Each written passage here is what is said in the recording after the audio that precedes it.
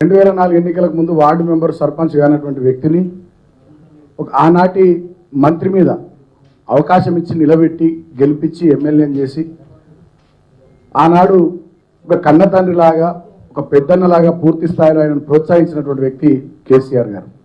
కానీ తిన్నింటి వాసాలు లెక్కబెట్టే విధంగా, అన్నం పెట్టినటువంటి చేతికి సున్నం పెట్టే విధంగా శత్రువులతో చేతులు కలిపి రహస్యంగా మంతనాలు చేసి నమ్మి చేరదీస్తే ప్రభుత్వాల్లో మంత్రిని చేస్తే ఆర్థిక మంత్రిగా, ఆరోగ్య మంత్రిగా అవినీతి చేసి శత్రు పార్టీలతో చేతులు కలిపి వెన్నుపోటు పొడిచినటువంటి శిఖండి రాజకీయాలు చేసినటువంటి వ్యక్తి ఈ ఈటెల రాజేందర్. హుజురాబాద్లో నెక్స్ట్ ఈటెల రాజేందర్ ఓడిపోబోతున్నాడు. ఇప్పటికే ఆయన ఓట్లేసిన జనం ఈయనకు ఎందుకు ఓట్లేసినామని చెప్పి బాధపడుతున్నారు. అధికార పార్టీని, టీఆర్ఎస్ పార్టీని గెలిపించుకోవాల్సింది, అనవసరంగా ఈయనను గెలిపించుకున్నామని చెప్పి బాధపడుతున్నారు. రెట్టి పరిస్థితుల్లో నెక్స్ట్ టైం ఈటెల రాజేందర్ ఓడిపోతున్నాడు. కాబట్టి ఇవాళ కొత్త రాగం అందుకున్నాడు. నేను గజ్వేల్లో పోటీ చేస్తా, నేను కేసీఆర్ మీద పోటీ, ఈయన కేసీఆర్ మీద పోటీ చేసే సిపాయ, ఈయనకంత సినిమా ఉందా? కేవలం హుజురాబాద్లో ఓటమి భయంతోనే కొత్త రాగం అందుకున్నాడు. చిన్న పని కాకపోతే బూతులు తిట్టిన వాళ్ళు ఇవాళ నన్ను అంటారు, నేనట వార్డు మెంబర్ కూడా గెలవలేట, కౌన్సిలర్ కూడా గెలవలేట. ఎప్పుడు నా ప్రయత్నం చేయలే. 2002లో టీఆర్ఎస్ పార్టీలో జైలు కాకముందు నేను ఎప్పుడు ఓ సర్పంచ్ పదవి కోసం పోటీ పడ్డోని కాదు, ఓ కౌన్సిలర్ పదవి కోసం పోటీ పడ్డోని కాదు, ఎలక్టోరల్ రాజకీయాల్లో ఉన్నవాడిని కూడా కాదు. నేను ఎమ్మెల్యే అవుతా అని చెప్పి టీఆర్ఎస్ పార్టీకి రాలే. 2002లో తెలంగాణ ఉద్యమంలో భాగంగా ఆనాటి మా జిల్లా అధ్యక్షులు దేశపాండే గారు ఎప్పుడైనా అవసరాల కోసం నాయకు వచ్చినప్పుడు సాయం చేసేవాడిని. అట్లట్లా సంబంధాలు పెరిగి మీలాంటి వాళ్ళు ఇప్పుడున్న పరిస్థితుల్లో తెలంగాణ కోసం ప్రజలందరూ పోరాటం చేస్తూ ఉన్నప్పుడు అవగాహన ఉన్న వాళ్ళు ఎందుకు దూరం ఉంటుండ్రు రాజేంద్ర గారు, మీరు రండి అంటే, ఆనాడు గజ్వేల్ నియోజకవర్గం రిజర్వ్ నియోజకవర్గం, అది ఓపెన్ నియోజకవర్గం కాదు, రిజర్వ్ నియోజకవర్గం. నేను ఆనాడు ఏదో గజ్వేల్లో పార్టీలో జాయిన్ అయితే ఎమ్మెల్యే అయితే అనేటువంటి కాన్సెప్ట్తో ఎప్పుడు పోలే పార్టీకి. ఎమ్మెల్యే అయితేనే తెలంగాణ ఉద్యమంలో జాయిన్ అయిన వ్యక్తిని కాదు నేను.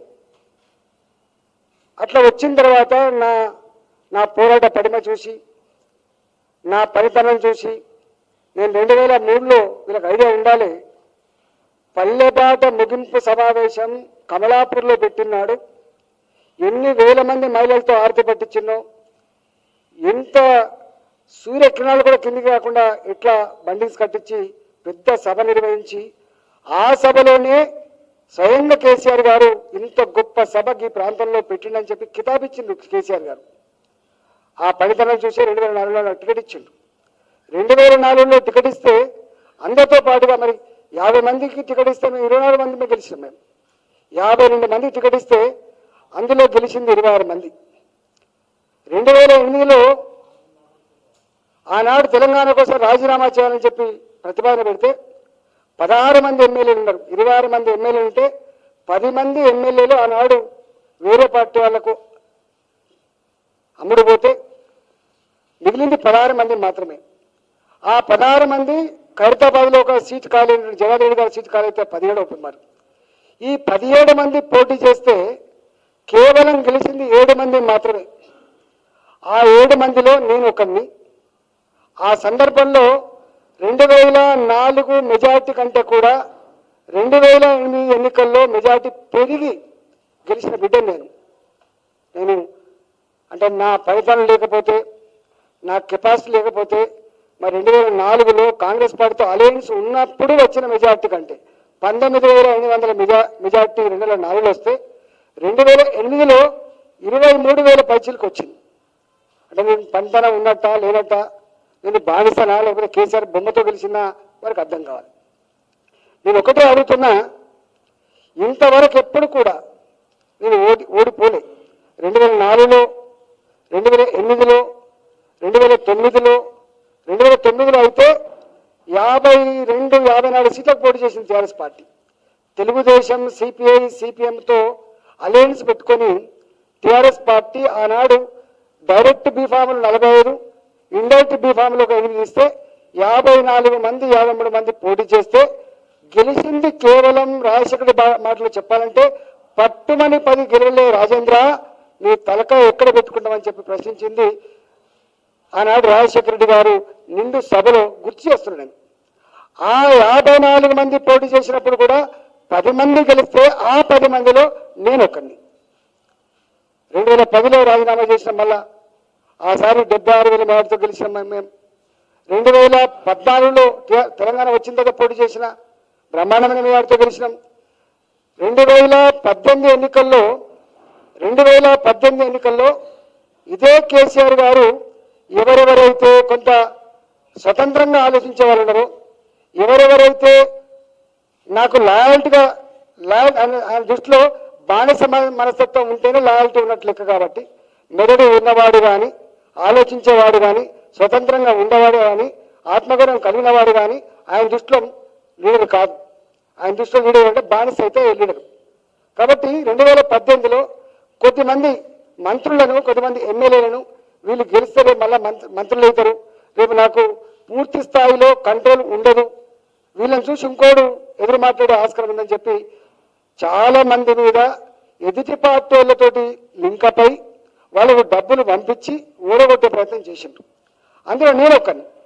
2018 ఎన్నికల్లో అధికార పార్టీలో ఉండి ఆర్థిక మంత్రిగా ఉండి పోటీ చేస్తున్నప్పుడు నా ఇంటి మీద ఎలక్షన్ అధికారులతో దాడులు చేయించి డబ్బులు దొరికినాయని చెప్పి మా మీద కేసులు పెట్టి సందర్భాన్ని ఇప్పటికి మర్చిపోం. జనరల్ ఎక్కడ కూడా అధికార పార్టీలో ఉండి మంత్రులుగా ఉన్న వాళ్ళ మీద ఎలక్షన్ అధికారులు కొంచెం చూస్తున్నట్టు ఉంటారు, అధికార యంత్రాంగం కూడా చూస్తున్నట్టు ఉంటుంది. కానీ ఎక్కడ దాడి జరగలేదు, నా దగ్గర మాత్రం దాడి జరిగింది. అంతేకాదు ప్రగతి భవన్ కేంద్రంగా నా కొద్దిమంది స్థానికంగా ఉంటున్న నాయకులను ప్రలోభపెట్టి డబ్బులు ఇచ్చి కరపత్రాలు కొట్టించిండు, వాల్ పోస్టర్లు కొట్టించిండు. ED, income tax department, ACB ఇలాంటి అన్ని సంస్థలకి నా మీద కాంప్లైంట్ ఇప్పించారు. అన్ని సంస్థలకి 2018 ఎన్నికల కన్నా ముందు నా హుజరాబాద్లో ఇప్పటికి కూడా ఛార్జ్షీట్ ఉంటుంది, వాళ్ళతోటి ఇవన్నీ కూడా చేయించిండు. అయినా నా హుజరాబాద్ ప్రజలు ధర్మాత్ములు కాబట్టి, పుణ్యాత్ములు కాబట్టి, వాళ్ళ బిడ్డగా నేను 20 ఏళ్ళుగా వాళ్ళ కళ్ళ ముందు కదలాడుతున్న బిడ్డను కాబట్టి ఇవాళ గొప్ప మెజార్టీతో నన్ను గెలిపించి మళ్ళీ అసెంబ్లీ పంపించిండ్రు. నాలాంటోని మీద ఏ ప్రయోగం చేసిండో వేరే వాళ్ళ మీద కూడా ప్రయోగం చేసిండ్రు. కానీ పాపం చాలా మంది ఓడిపోయిండ్రు. చాలా మహబూబాలో ఒక ఆయన ఉన్నాడు, అట్లనే ఖమ్మంలో ఒక ఆయన మీద ప్రయోగం చేసిండ్రు, నిజామాబాద్లో ఒక ఆయన మీద ప్రయోగం చేసిండ్రు, నా కరీంనగర్లో ఇంకొకరి మీద ప్రయోగం చేసిండ్రు, ఇద్దరి మీద. వాళ్ళందరూ పాపం ఓడిపోయిండ్రు, నేను ఒక్కరిని మాత్రం గెలిచిన. కానీ అనవసరంగా నన్ను రెచ్చగొట్టే ప్రయత్నం చేయొద్దు, నేనంత అవినీతి పడు. నన్ను పెద్ద ఎవరెవరికి ఫోటోలు పెడుతున్నా అది ఫోటో పెడతాడు. ప్రపంచ నేరస్తులాగా, అదే ప్రపంచ నేరస్తులు అయితే 20 ఏళ్ళలో ఎందుకు నువ్వు ఫ్లోర్లో చేసినావు? ప్రపంచ నేరస్తులు అయితే ఎందుకు నువ్వు ఆర్థిక మంత్రి చేసినావు? ప్రపంచ నేరస్తులు అయితే ఎందుకు నువ్వు ఆరోగ్య మంత్రి చేసినావు? నీకు ఉండాలి కదా సోయి. నీకు ఇక కొత్తగా తెలిసిందా? ప్రపంచ నేరస్తులు అవడానికి ఒకరోజు అవుతాడా? సంవత్సరాల తరబడి ఇట్లాంటి కూలి కోరితనం చేసి, దోపిడీ చేసి, దుర్మార్గాలు చేసి, అన్ని అవలక్షణాలు కలిగి ఉండి నేను అంటాను ఒకనాడు కూడా నువ్వు బ్రోకర్ అని. నేను అంటానా? నీ బ్రోకర్, నువ్వు ఈ బ్రోకర్ అంటే అనలేదు, నా సంస్కారం కాదని. హాయ్ ఫ్రెండ్స్, మా టుడే టుమారో యూట్యూబ్ ఛానల్ చూస్తున్నందుకు చాలా థ్యాంక్స్. మరిన్ని లేటెస్ట్ వీడియోస్ కోసం వెంటనే సబ్స్క్రైబ్ చేయండి. అలాగే ఈ బెల్ ని కూడా రింగ్ చేసేయండి. మా నోటిఫికేషన్స్ అన్ని మీ మొబైల్లో వస్తాయి. అలాగే మా వీడియోస్ మీకు నచ్చితే లైక్ చేయండి, షేర్ చేయండి, నచ్చకపోతే కామెంట్ చేయండి.